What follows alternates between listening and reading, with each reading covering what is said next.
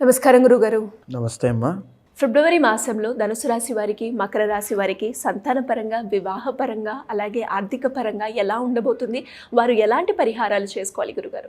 ముఖ్యంగా ఈ ఫిబ్రవరి మాసంలో ధనుస్సు రాశి వాళ్ళకి, మకర రాశి వాళ్ళకి మనం మాట్లాడుకుంటున్నాం కాబట్టి ముఖ్యంగా మొదటగా ఫిబ్రవరి మాసంలో జరిగేటువంటి కాలచక్రాన్ని, గ్రహగతుల్ని, గ్రహ సంచారాన్ని గమనిస్తే వృషభంలో గురుడి యొక్క సంచారము, మిథునంలో కుజుడి సంచారము, కన్యలో కేతువు, ఫిబ్రవరి 13 వరకు మకరంలో రవి సంచారము, కుంభంలో రవి, శని, బుధులు ఫిబ్రవరి 13 తర్వాత రవితో కలిసి సంచారం చేస్తున్నాయి. మీనంలో శుక్ర, రాహుల యొక్క సంచారము. ఇవి చూస్తే ముఖ్యంగా ధనుస్సు రాశి వాళ్ళకి కొన్ని గ్రహాలు యోగిస్తున్న కారణం చేత ఈ ఫిబ్రవరి మాసం అంతా కూడా కొంత శ్రేయోదాయకమైన ఫలితాలు ఉంటాయని చెప్పొచ్చు. 3వ స్థానంలో రవి యోగిస్తూ ఉన్నాడు. అదేవిధంగా శని, చతుర్థ స్థానంలో శుక్రుడు యోగిస్తున్నాడు, దశమ స్థానంలో కేతు యోగిస్తున్నాడు. ఈ యొక్క ఫిబ్రవరి మాసంలో రాజకీయ నాయకులున్నా లేకపోతే గవర్నమెంట్ జాబ్ ప్రయత్నం చేస్తున్న వాళ్ళ అందరికీ కూడా శుభవార్త అనేటువంటిది రాబోతుందని చెప్పొచ్చు. తృతీయ, దశమ స్థానాల్లో ఈ యొక్క రవి, కేతువులు యోగిస్తున్న కారణం చేత గవర్నమెంట్ జాబ్ కోసం ప్రయత్నం చేస్తున్న ధనుస్సు రాశి వాళ్ళకి శుభవార్త. అదేవిధంగా 3వ స్థానంలో శని కూడా యోగిస్తున్న కారణం చేత చిరు వ్యాపారం చేసుకునే, చిన్న చితగా వ్యాపారం చేసుకునేటువంటి వాళ్ళైనా, మీ ఇండిపెండెంట్గా మీ యొక్క ఇండివిజువల్ తెలివితేటలతో, మీ క్యాపబిలిటీతో బ్రతికి పనిచేసేటువంటి వాళ్ళైనా మీ అందరికీ కూడా అద్భుతంగా ఈ ఫిబ్రవరి మాసం అనేటువంటిది ఉంటుంది. చతుర్థ స్థానంలో శుక్రుడు యోగిస్తున్న కారణం చేత కుటుంబపరమైనటువంటి కలహాలన్నీ కూడా తగ్గుముఖం పట్టే అవకాశం ఉంటుంది. దాంతోపాటుగా గృహయోగము, నూతన వస్త్ర వాహన సౌఖ్యం కలిగే అవకాశం ఉంది.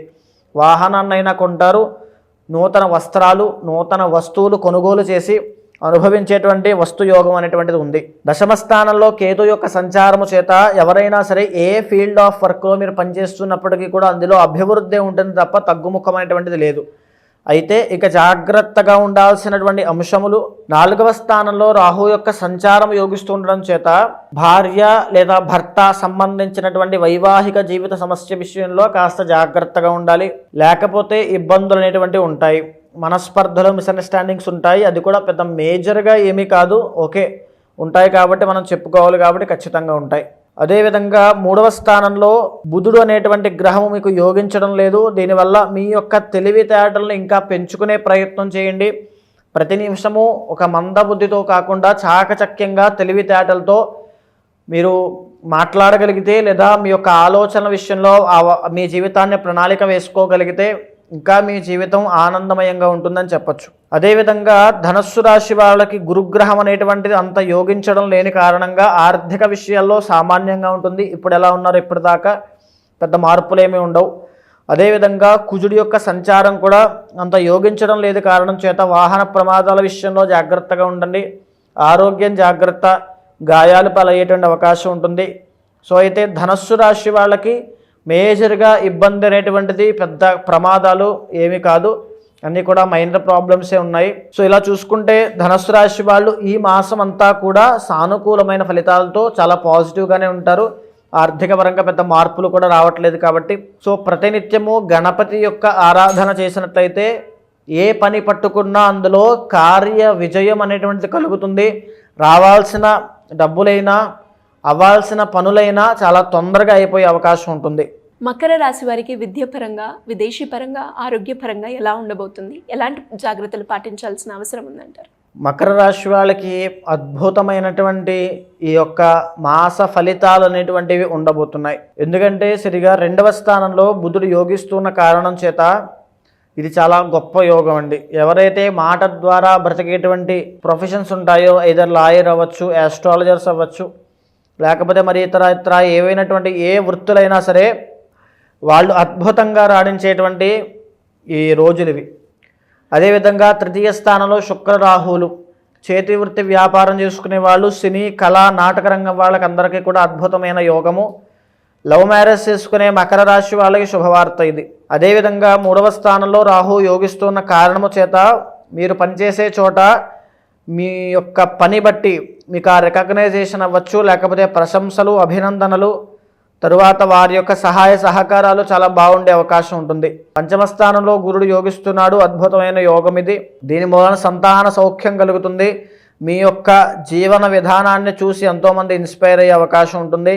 5వ స్థానంలో గురుడు యొక్క సంచారం వల్ల సంతాన సౌఖ్యం కలిగే అవకాశం ఉంది. నూతనంగా కొన్ని పనులు ప్రారంభిస్తారు, అవన్నీ కూడా విజయప్రదంగా ముందుకు దూసుకు వెళ్ళిపోతాయి. 6వ స్థానంలో కుజుడు యోగిస్తున్న కారణం చేత శత్రు జయం అనేటువంటి జరగబోతోంది. మీ శత్రువుల మీద ఆధిక్యత అనేది చూపబోతున్నారు. ఆరోగ్య సమస్యలన్నిటికీ కూడా ఈ మాసంలో చెక్ పెట్టబోతున్నారు. అదేవిధంగా మీ యొక్క తెలివితేటలతోనే ఈ యొక్క మాసం అంతా కూడా మకర రాశి వాళ్ళ యొక్క తెలివితేటల మీద నడవబోతోంది. ఇది వీళ్ళకి ఒక గొప్ప అవకాశము, గొప్ప పీరియడ్ ఆఫ్ టైం అని చెప్పచ్చు. ఇక ఈ మకర రాశి వాళ్ళు ఎవరైనా సరే లేదా ధనుస్సు రాశి వాళ్ళైనా ఏ రకమైన ఇబ్బందులు పడుతున్నప్పటికీ కూడా, అంటే ఇప్పుడు మనం చెప్పినట్టుగా ఏమి అనిపించట్లేదంటే మీ ఇంటర్నల్ జాతకంలో ఏదో ఒక దోషం ఉంటుంది. ఆ దశ అంతర్దశలు వారి యొక్క అధిదైవాలను గమనించుకుని వారికి తగినటువంటి పూజలు చేయించుకుంటే ఖచ్చితంగా వారికి ఆ రాజయోగాలు, ఈ మకర రాశి వాళ్ళకు ఉన్నటువంటి అద్భుతమైనటువంటి యోగాలు, ధన యోగాలన్నీ కూడా వాళ్ళు పరిపూర్ణంగా అనుభవిస్తారు. ఎలాంటి పరిహారాలు చేసుకోవాలి గురుగారు?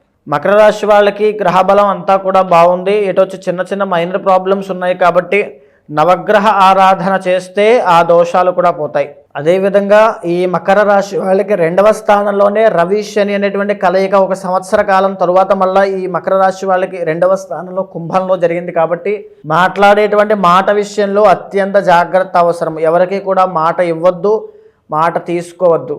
అవమానపడేటువంటి అవకాశాలు ఉన్నాయి, తట్టుకుని నిలబడండి. ఈ రవి శనుల కలయిక కాస్త ఇబ్బందిని క్రియేట్ చేస్తుంది. ఆర్థిక సమస్యలు వచ్చేలాగా మీ మీదకి ప్రభావితం చేస్తుంది. ఆ పరిస్థితులన్నీ కూడా మీ చేయి దాటిపోయినట్టుగా మీకు అనిపిస్తూ ఉంటుంది. కానీ మీ తెలివితేటలతో, మీ చాకచక్య వ్యవహారంతో వాటన్నింటినీ కూడా ఈజీగా ఓవర్కమ్ చేసే క్యాపబిలిటీ మీకుంది. ఖచ్చితంగా వెరీ షూర్ దాన్ని దాటేస్తారు. అయితే ఫిబ్రవరి మాసంలో ఇంకా జాగ్రత్తగా ఉండాల్సిన అంశం ఏమిటంటే కేతువుకు బలం లేదు కాబట్టి మానసికమైనటువంటి అస్థిరత అనేటువంటిది ఎక్కువ అవుతుంది. దీనివల్ల మానసికమైనటువంటి ఒత్తిడి ఎక్కువ అవ్వడం వల్ల మకర రాశి వాళ్ళు కృంగిపోవడము, మానసికంగా అంటే యాంగ్జైటీ అవ్వచ్చు, డిప్రెషన్ అవ్వచ్చు, ఏదో ఒక తెలియని ఆలోచన అలజడి అనేటువంటి జరిగే అవకాశాలు ఉంటాయి. అది కూడా పెద్ద మేజర్ ప్రాబ్లం ఏమీ కాదు. సో దానికోసం వినాయకుడి యొక్క ఆరాధన చేసిన 1 కేజీ ఉలవలు మంగళవారం నాడు దానంగా ఇచ్చిన ఆ దోషం సంపూర్ణంగా పోతుంది. జాతకరీత్యా ఎలాంటి సమస్యలు ఎదుర్కొన్నా సమస్యలను పరిష్కరించుకోవడానికి మిమ్మల్ని అప్రోచ్ అవ్వాలి, జాతకం చూపించుకోవాలి అనుకునే వాళ్ళు మిమ్మల్ని ఏ రకంగా అప్రోచ్ అయ్యే ఛాన్స్ ఉందంటారు గురుగారు? తప్పకుండా అండి. ఎందుచేత అండి, ఇప్పుడు దాకా మనం మాట్లాడుకున్నది, మీరు విన్నది ఇవన్నీ కూడా గోచారపరంగా, జ్యోతిష్శాస్త్రపరంగా అంచనా వేసినటువంటివి. ఇది రాశిపరంగా మీ యొక్క జన్మజాతకంలో చంద్రుడు ఏ రాశిలో ఉంటే అది మీ జన్మరాశి అవుతుంది. కాబట్టి ఆ జన్మరాశి పరంగా గ్రహ సంచారం ఆధారంగా చేసుకుని గోచారం ఎలా ఉండబోతుందని చెప్పేటువంటి ఫలితాలు ఇవన్నీ కూడా, ఇవన్నీ మీ జీవితం మీద ఒక 40 నుంచి 50% మాత్రమే పనిచేస్తాయి. మిగిలిన 50%లో మీ ఇంటర్నల్ జాతకము, మీ ప్రయత్న బలము, మీ సంకల్ప శక్తి ఇవన్నీ కూడా క్యాలిక్యులేట్ చేసుకోవాలి. ఒక జాతకం చెప్పడము అంటే కేవలం గ్రహగతులను మాత్రమే ఆధారంగా చేసుకుని ఇలా ఉండబోతోంది అని చెప్పడమే కాదు.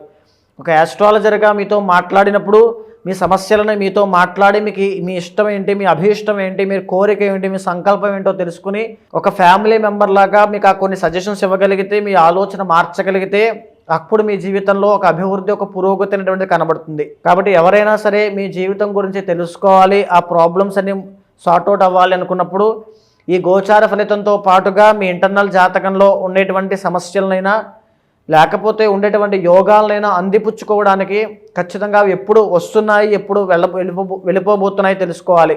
ఎప్పుడైతే ఆ జాతక దోషాలు ఉన్నాయో వాటికి సంబంధించి కొన్ని పూజలు నిర్వహించడం వల్ల ఆ శాంతి అనేటువంటి ఒక సైంటిఫికల్ ప్రక్రియ, ఇది సైంటిఫికల్గా కూడా ప్రూవ్ అయ్యింది. ఏదైనా క్రిస్టల్ థెరపీ అవ్వచ్చు, మంత్ర థెరపీ అవ్వచ్చు, హోమా థెరపీ అవ్వచ్చు, లేకపోతే ఏదో ఒక మెడిసిన్ లాంటి ఒక మాటని నేను మీకు చెప్పడం వల్ల, మీరు వినడం వల్ల, ఒక పూజా కార్యక్రమంలో మీరు పాల్గొనడం వల్ల మీ జీవితంలో ఒక పాజిటివిటీ రావచ్చు, లేదా మీ జీవితం అక్కడి నుంచి ఒక మలుపు తిరగవచ్చు. కాబట్టి ఎవరైనా సరే మాట్లాడాలి, జాతకం చూడాలి అనుకున్నప్పుడు ఖచ్చితంగా కింద కనిపించేటువంటి నెంబర్కి కాంటాక్ట్ అవ్వండి. మా వాళ్ళు తప్పకుండా మీకు పూర్తి డీటెయిల్స్ అన్నీ కూడా అందిస్తారు. ధన్యవాదాలు గురుగారు. నమస్తే అమ్మా.